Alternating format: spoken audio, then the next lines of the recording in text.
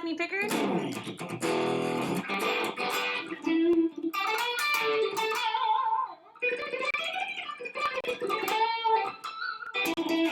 Alright, I want to see if you guys can hear me, so I'll just mess around for a second. But today we're going to talk about chord inversions. So how to play chord inversions, what they are, and we'll go over all of that.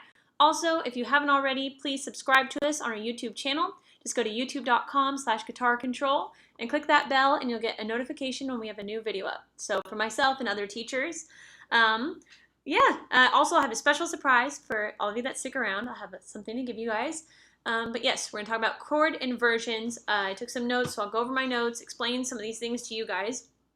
And then we'll do that for about 30 minutes, and then I'll do a Q&A. So feel free to ask me questions. I'm going to make sure that you can see me on both Facebook and YouTube. Sometimes it's hard. So let me see. All right, I think we're good on YouTube. So say hi if you can see me. And thank you guys for checking these out every week. It's a lot of fun. So I am here every Tuesday and Thursday at 7 Central with topics that you guys have sent in. So also send in topics about whatever you want to learn. They might wind up in a live stream. They might wind up in a video. You never know. So these are all topics that you guys picked. So thank you so much for taking the time to send those in. I appreciate it. And for hanging out with me every week. All right, let's make sure that you guys are here. Facebook, if you're there, please say hi. Cool. I think I see it. Awesome. Jeff, Richard, awesome. Mike, thank you guys. Cool. All right. Rosh, John, awesome. Great to see you too. I'm good, Mr. Pirate Brain. How did you get that username? I'm good, thank you. Awesome. So this is a cool topic. This is going to have a lot of explaining, but there's some cool examples that we can go over too, and you're going to realize that you actually recognize a lot of these shapes and these inversions in songs that you probably already know.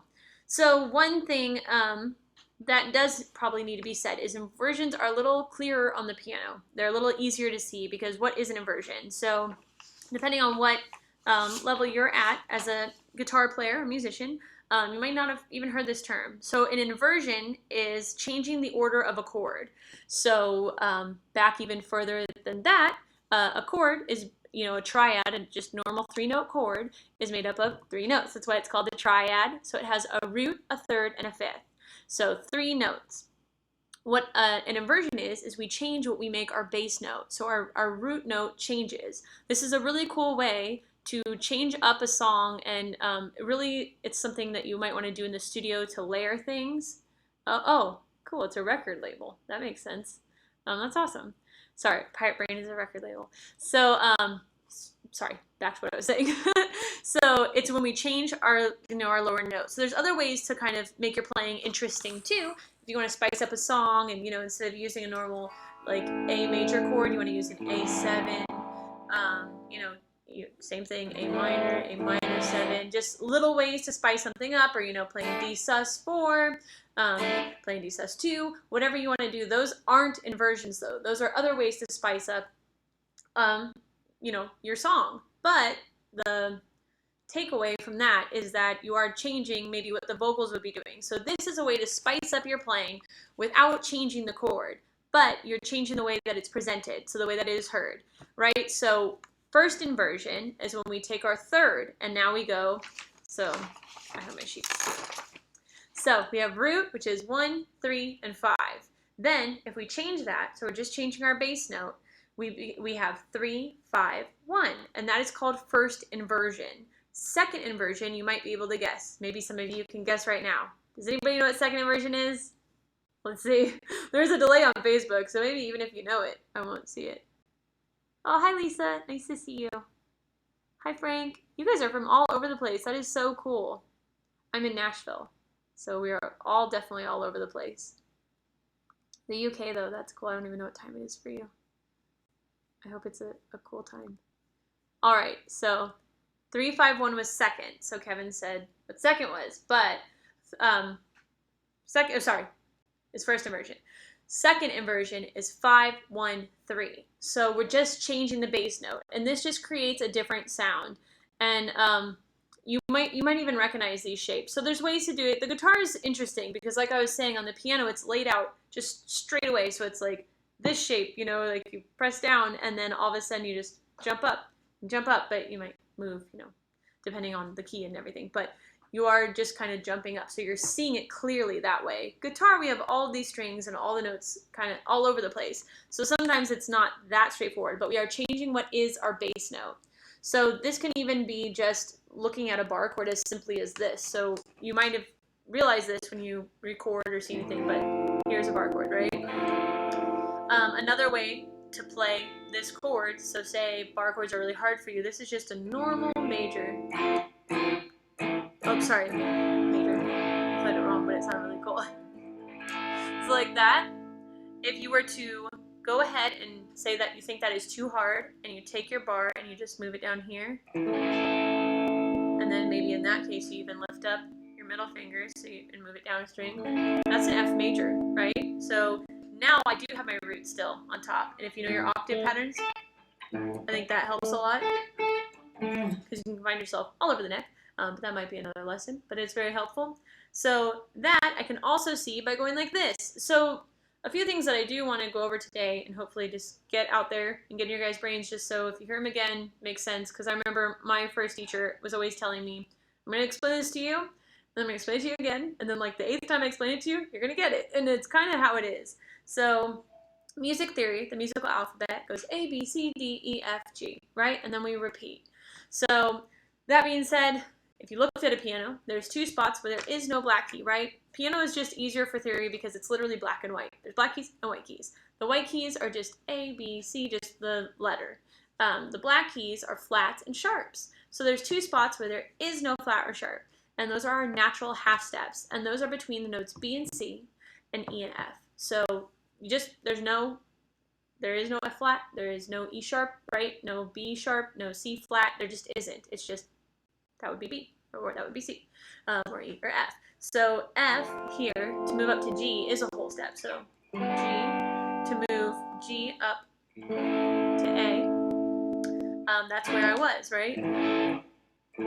But even that's a different voicing, it's a higher voicing. And if you're familiar with reggae music at all too, we're just taking the triad, the 3 notes. So we go, okay.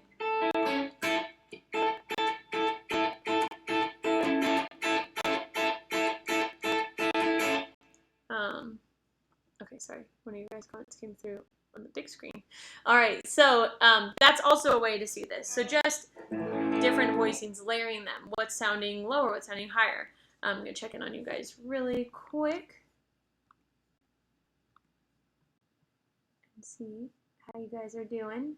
So thank you guys again. If you haven't already, please check out our YouTube channel. Did I freeze? Hi from Melbourne. That's awesome, Christopher. Kevin said you must pay attention. I don't know what you said before then. I only see about 5 comments at a time on Facebook. So hopefully it was something cool. Let's see. Oh my gosh, 1:14 in the morning. Let's see. All right, I'm gonna check in on YouTube. Texas, nice. Nice, somebody else in Nashville. Oh my gosh, from Japan? That is cool. You guys are really all over the place. That is really cool. I appreciate that. You guys are tuning in. All right.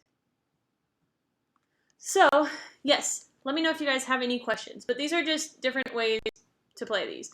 And when I was saying, you might recognize, let me see, sorry. Play a jam. Thank you, Michael. Depends on what you guys want me to play. Las Vegas, that's awesome. How to make it blues is just really more, I would say, the rhythm of how you do it. So Daniel's saying, how do you make it? Now someone's saying solo. You guys always ask me to solo. Okay. I'll solo for a second.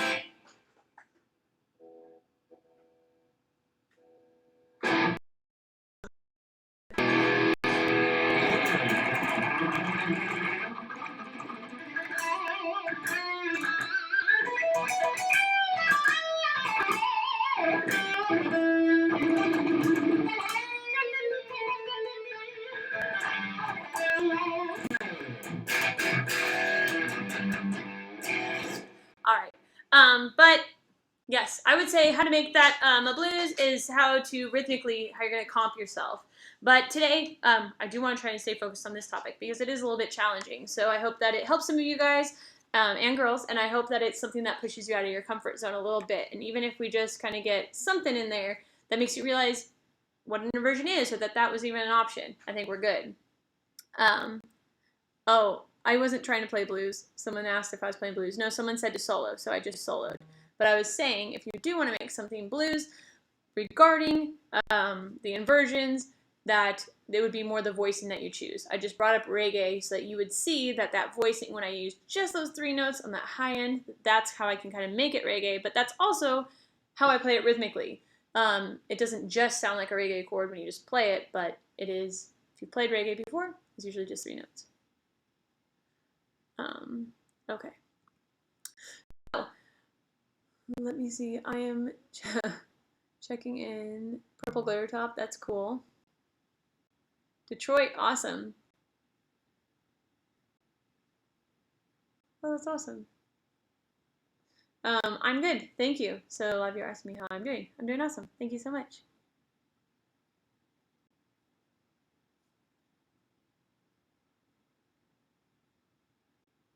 Okay. Okay.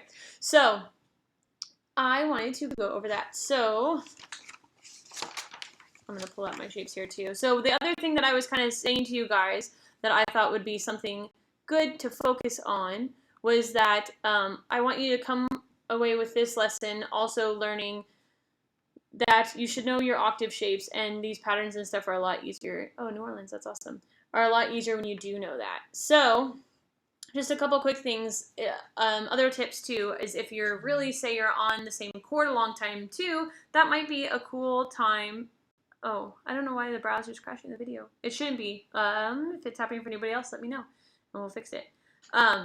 The other thing that I was trying to say is that if you're on a chord for a long time, it might be nice to do another inversion. Or what I was saying before is when you are recording, that's also a really cool thing to do. So when you're recording, you have a ton. Oh, that's awesome. Savannah, Missouri, that's awesome. So the other thing that I was saying is that when you layer them, right? Because if you're recording, you can layer a million different voicings because you don't have to play them all live. So that's also another really cool thing to do. All right, so let's go over some of the shapes that would change. So I'm gonna go ahead and go with a G major to start. I'm gonna clean up my tone really quick.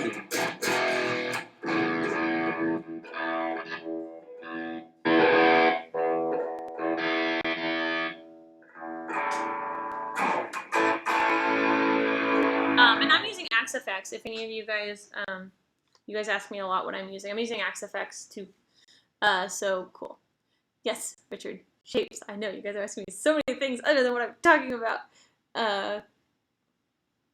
Oh. Thanks, DC Dad. Okay, so let's go over that. So I was talking about G. G major, G, B, and D.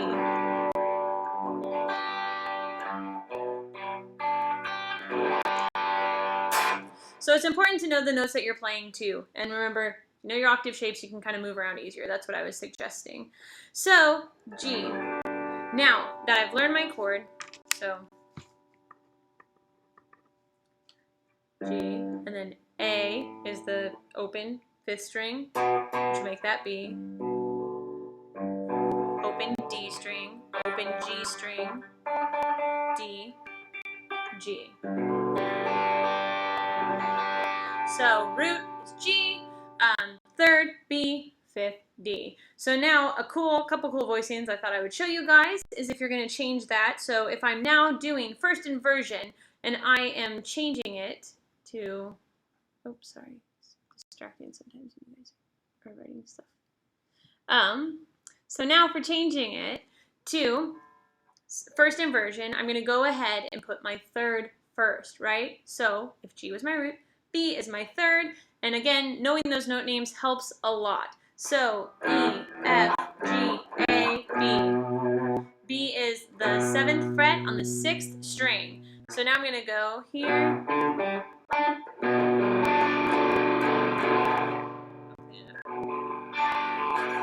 That's one way to play that. I don't think it's the most comfortable way, but it is one. And you can use different fingers if it helps. So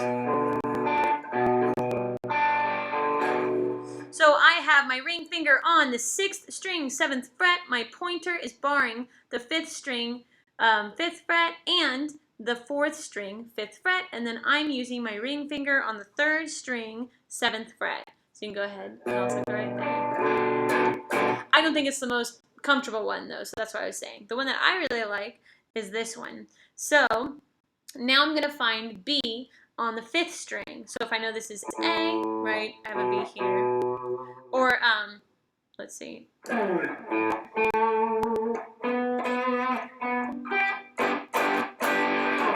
So, let me check in on you guys really quick.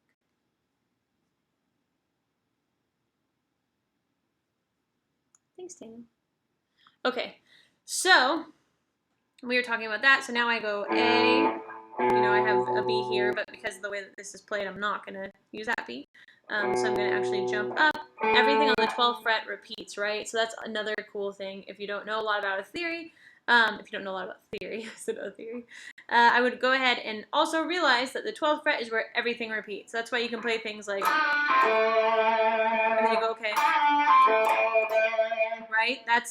This is 0. This would become 0. This becomes like G, okay.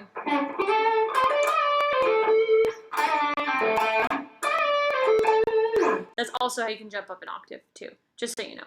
All right, so like this. I like this voicing when playing first inversion, sorry. So I took my ring finger and I place it on the 12th, I take my pointer and place it on the 12th fret, 4th, 3rd, and 2nd strings, and I take my ring finger and I place it on the 14th fret, 5th string.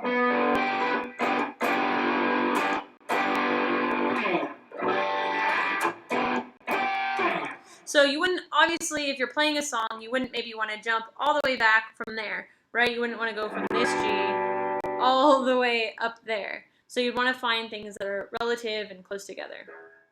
All right, now to play my 2nd inversion, I would now move the D. So I'm also going to check in on all of you, on everything. So Facebook, again, you guys are always delayed. So if I don't answer something, go ahead and say it again. Thanks, GT. Okay, so now to play our 2nd inversion, I'm going to go ahead and show you a couple shapes again, and we'll talk about that. So now I'm moving my D note to become my root, the lowest note we hear. And this is kind of weird too, because the way that the guitar is, a lot of times we would say, no, this isn't a song yet. We can try and find a song to fit it though. Just explaining how to play these chords and what inversions are and how to use them. So that was can as fam. Cool. All right. Okay, so now we're replacing, remember, what we're doing is we're changing our lowest note. So not our main note, but kind of, it's going to be our most dominant note. But the benefit from doing this is that we're not giving up anything sonically, like we're not changing things, the key of things. We're not changing what the vocals would have to do. We're just changing the vibe. It's like a new color on this chord. So it's just a different color. That's a good way to look at music a lot, is in colors. So how it makes you feel or what it's doing, right? It's just another tool. So how to change this? So now we know D. So again, knowing your notes is really key. I think it's super helpful because it's, you know, all these scales and patterns, you can jump around. Also, actually, before that, I'm going to give you guys your code for hanging out with me. So this is a special discount code for our Killer Guitar Control Secrets. This is an awesome DVD all about playing from your heart. That's really something that I'm all about, and I like to share that with you guys. This is all about how to find your own voice on the guitar. And for me, that's when I really came into my own and really enjoyed the guitar a lot more, because it is fun learning other people's songs, and it is fun learning other people's techniques. But for me, I wanted something that was more of an expression of me and for me. And it's hard to find your own voice. So thank you, Kip. That's really nice.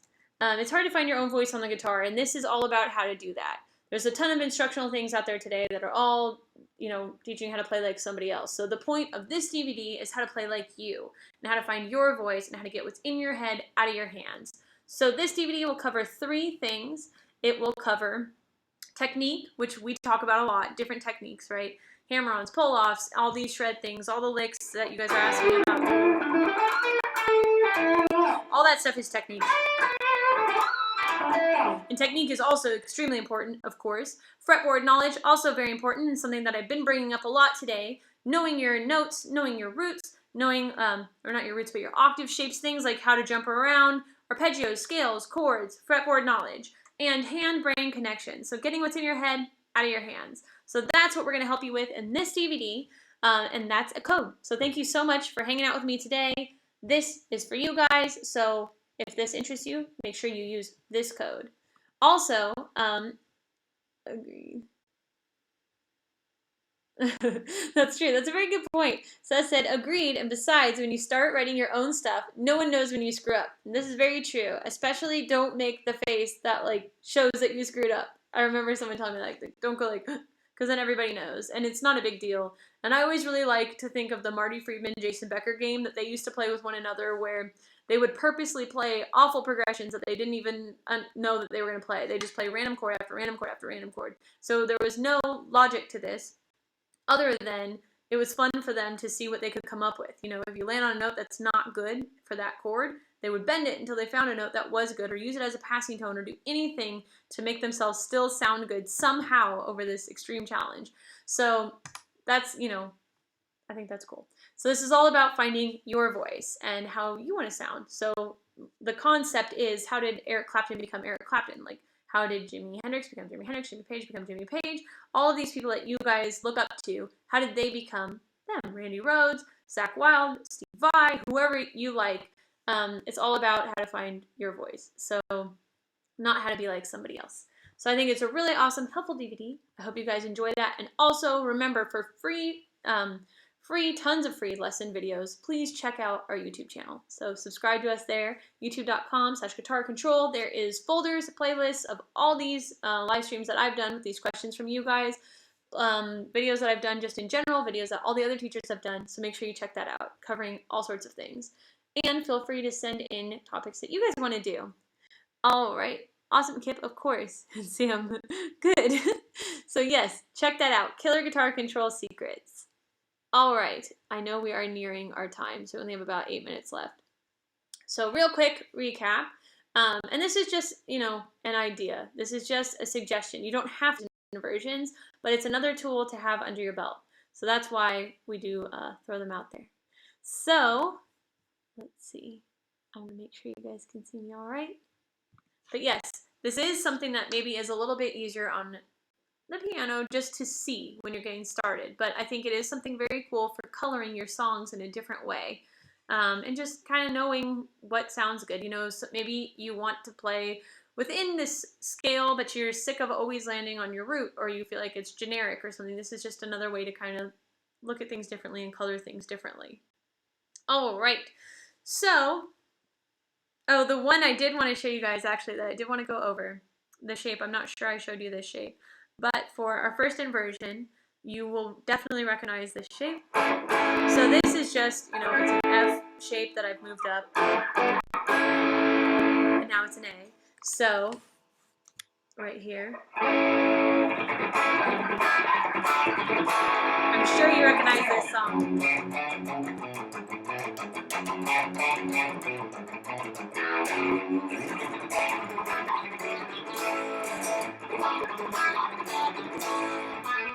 Oh, is it? There you go. That's way faster than he does it. There we go. So, that shape is also a way to play our first inversion. So it's the second one that we use in Crazy Train. And who doesn't know Crazy Train? And if you don't, I do actually have a video for it on Guitar Control and the solo, so make sure you check that out.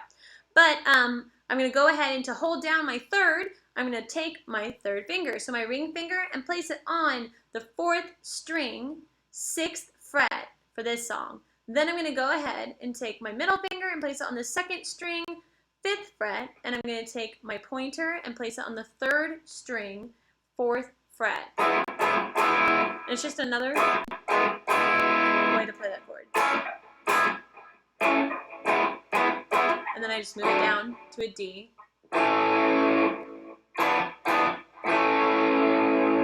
Cool. So,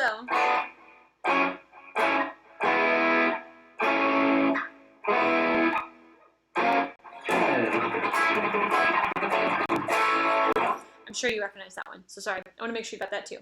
All right, and then to play our second inversion, I'm not sure we did it, so I want to make sure we do it before we run out of time because we only have 5 minutes left, and then there will be a Q&A. Yeah, some of you did get that. Oh, how am I keeping my guitar up like that for the lesson videos? I am keeping my guitar up with a foot stand, so I don't know if you guys have those, but I like these a lot. I'm not very tall in real life, so these really help me. They're really for classical players or short people that didn't grow. So there you go. They work for me. But they keep you kind of in a good upright position when you're practicing. And then I have my guitar on my left knee. You know, obviously you've been playing for a while. That's made for your knee. Some people have it here because I guess it's more similar when you're standing up, but I like it here. So whatever works for you. All right. So to play that last voicing, and yeah, Keith got it. Crazy Train. Kip got it. Cool. All right. Bark at the Moon. I love Bark at the Moon, actually. That's an awesome song. That would be a cool lesson and a cool video. Cool. All right. So let's go again. So after this last little 5 minutes, it's probably even less. I think I did 5. After this 5 minutes, feel free to ask me questions, just whatever questions about guitar or whatever, and that will be our Q&A. I am going to explain this last one, and then we're kind of free. So mess around with these in songs that you like. That's why I was saying it's really important or good to know how to jump around the guitar and see these notes. Like how if I give you these clues, like I explained that the G major chord is G, B, and D, now that you know that we're rearranging these with our 5th, root, and 3rd, you should be able to know, okay, D, and then find that D, and then build that shape. So that is the point that I'm trying to get across. All right, so for our last one, how to build these. Our 5th is D, so how do we find that? On the first shape, I'm using D on the 6th string. So E, F, G, A, B, C is our natural half step. So see how I didn't jump up 2 frets this time? Natural half step is right next to one another. It's also jaws. This is Happy Birthday. That's a major second and minor second. So minor second right next to each other. Major second. All right, so back to my point. A, B, C, D. So D is the 10th fret on the 6th string. I'm going to go ahead and let's see. And that's how I'm playing this one. So I'm taking my ring finger and placing it on the 6th string, 10th fret. My pinky is right under on the 5th string, 10th fret.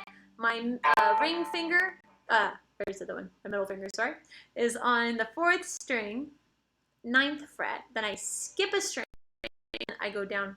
I skip a fret and go down 1 string, and I put my pointer on the 3rd string, 7th fret. So again, 10th fret, ring finger, pinky. 6th string, 5th string.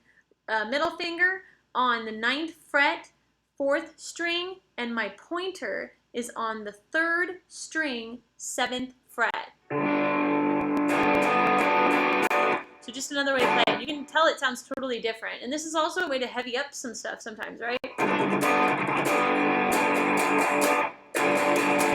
And you'll probably notice this in like a lot of indie bands. I remember when a lot of bands like Open Hand and that were doing kind of cool sounding voicings and different things. So check out things like that. All right, another way is D on the 5th string. So, and it's good to just know these things too. Over time, you will just learn to know them. Then you can find progressions easily and fast, and it's a lot easier. So D, I know that because A, B, C, D. Again, A is our open string. B is a whole step away, so I go to the 2nd fret. 3rd fret is right next to it, is my C because it's a natural half step, and then D. So I go, then hold down my 3rd.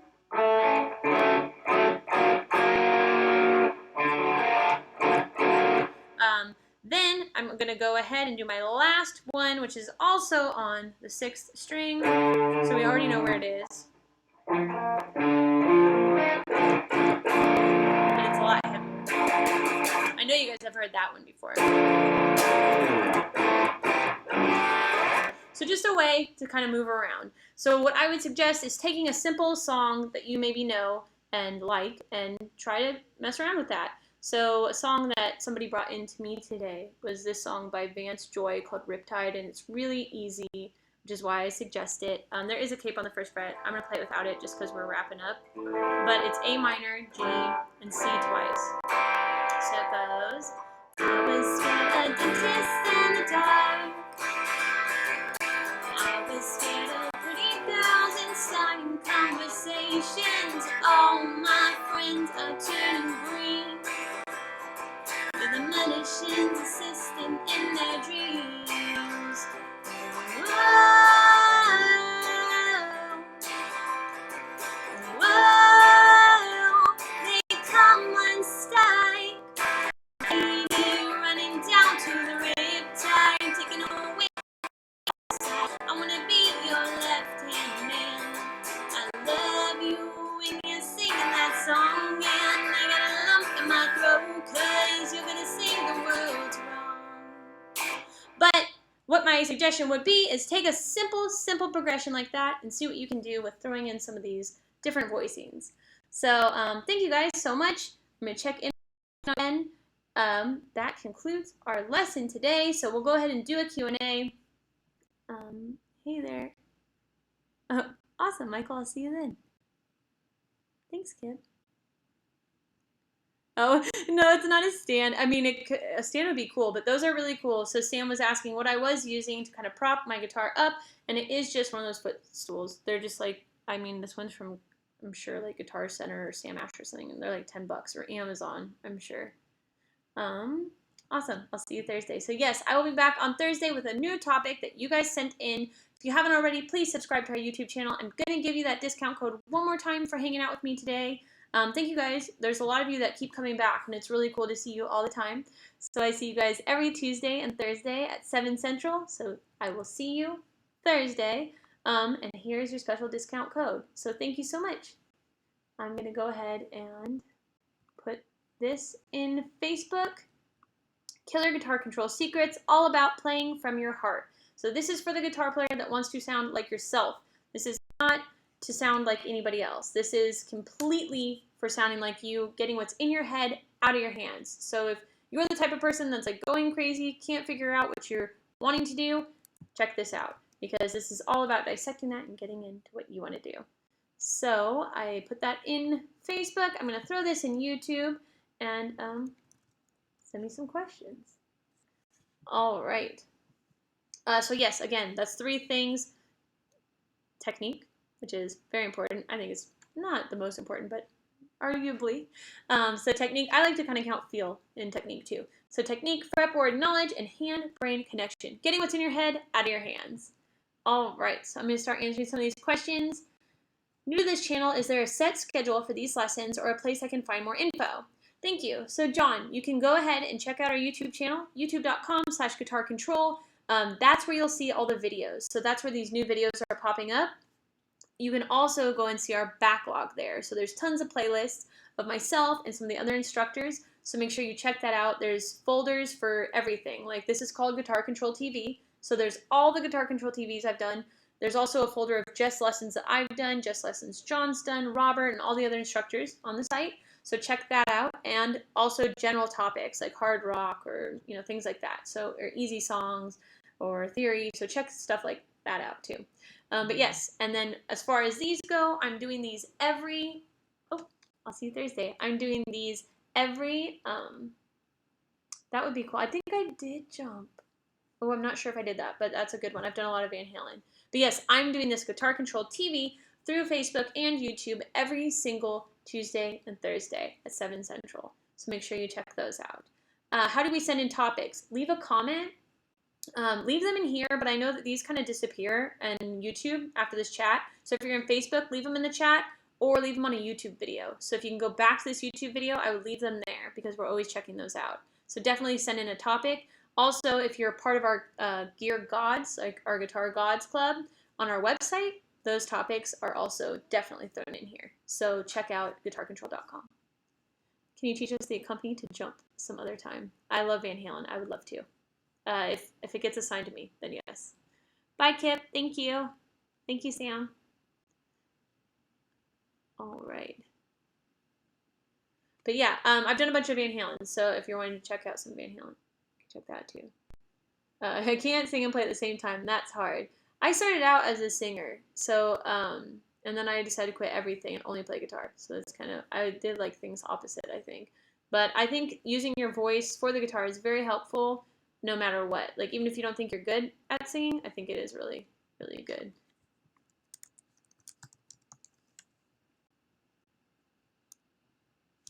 Okay. Uh-oh, my computer's beach balling. I hope I didn't lose you guys. So, yes, to answer all those questions, every Tuesday and Thursday, 7 Central, I am here with different topics. And besides that, check out our YouTube and check out that DVD. Favorite effects. Distortion. Probably, maybe some of you will laugh at that. Probably distortion. But I like a lot of stuff. I have a lot of really cool Dunlop stuff that I got sent that I want to use. So I do want to make a board. I haven't had a pedal board in a while because I've been using Axe FX. It's not there. Did you just check? Okay, I guess I didn't do jump, but I did a lot. So I'll see if they'll let me do that one. Use a metronome at slow speed and gradually build up for singing and playing. I didn't do that. I mean, it is a good suggestion though, and it's probably the suggestion you're supposed to make. But what I do in my lessons when I'm having my students that are singer-songwriters starting out, what I suggest is not worrying about strumming. I think that's a lot for people to throw in all of that at once. So I always try to really have them go like 1, 2, 3, 4, 1, 2, 3, 4, 1, 2, 3, 4, 1, 2, 3, 4, and feel when those hits happen, right? Like, instead of, jumping into something like, I was scared of dentists and the dark, I would go, I was scared of pretty girls and starting conversations. All my friends are turning green.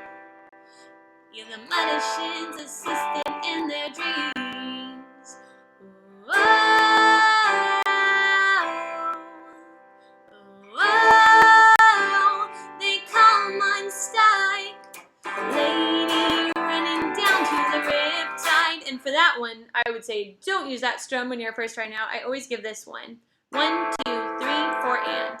So it's half note, quarter, 2 eighths. And I really emphasize putting a downstroke for a down beat and an upstroke for an upbeat. So 1, 2, 3, 4, and gradually building. It's all about progress. So it doesn't matter how long it takes to get there, just as long as you're doing it. Oh, thank you. That's really sweet.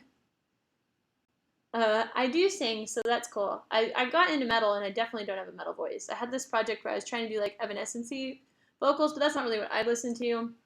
I guess I do and I don't. I liked all the shred stuff. But maybe I will be in a country band now that I'm in Nashville. Chorus is a great effect too. That's definitely true. All right, thank you guys so much for hanging out with me today. I really appreciate it. Again, I'm going to give you that code one last time. So check out Killer Guitar Control Secrets. This is all about becoming the best you, finding your voice on the guitar. So, like I was saying, that's something that was really great for me. That made guitar so enjoyable for me, was finding my own voice. Well, will you be bringing on your acoustic anytime soon with effect pedals? I could. That would be cool. These subjects I haven't been choosing, so whatever you guys want me to do, definitely leave comments on the Facebook page or on the actual YouTube video. So after this gets processed and shows up on the channel, we lose all these comments. So for all the people chatting along on YouTube, so leave your suggestions. I would love to do more videos for you guys. So leave the suggestions and we'll see what we can make happen. But yes, if you're interested in singing and playing. That's a new thing, country metal. Hey, we can make it happen. I always call it giggle metal. All right. What is the link of your page? Oh, thanks. On everything, my handle on everything, like on Instagram and everything, is Shredany. It looks like Annie, like Shred Annie, but Stephanie and Shred. So Shredany. And then my Facebook is facebook.com/Stephanie Pickard Music, I think. Let me see. I have to figure it out. I have a couple things, but I use this one for everything. It's either Stephanie Pickard guitar or Stephanie Pickard music. I should know the answer to that question. That's crazy that that's the question I didn't know the answer to. Let's see. But you'll see a blonde girl with a lace guitar. I have a really cool guitar I got from Monarch Guitars. I play for them, which is cool. I like doing that. And I got a cool custom guitar. Let's see. But yeah, check me out on everything. It's Shredany. So it's SHREDANIE. And in my Facebook page, I can't believe I didn't know the answer on a live broadcast. That's embarrassing. But hopefully we can all find it funny. Let's see. Oh, it's Shredany.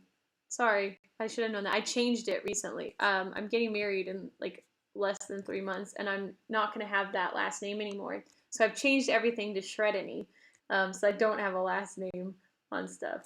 There you go. That's what I did. I should know that. So here's my Facebook.